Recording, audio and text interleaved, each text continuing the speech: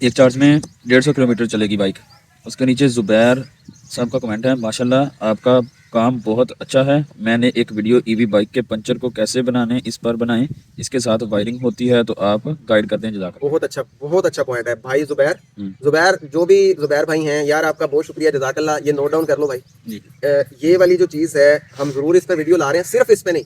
आपकी याद आने से हमें ये पता चलता है कि बहुत सारी चीज़ें हैं कि बाइक धोनी कैसे है, बाइक पंचर कैसे लगवाना है, अगले व्हील को कैसे लगवाना है, पिछले को कैसे लगवाना है, कौन सी चीज़ें हैं जिनकी मेंटेनेंस का ख्याल रखना है आपने, कौन सी चीज़ें हैं जो बाइक की लाइफ को डैमेज करती हैं।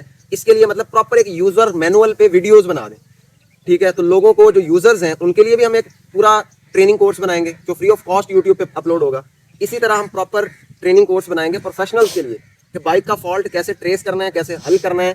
ठीक है जी, और क्या क्या आपने एहतियातें करनी है, कस्टमर को कैसे गाइड करना है, कौन सा मसला हो तो उसका क्या हल है।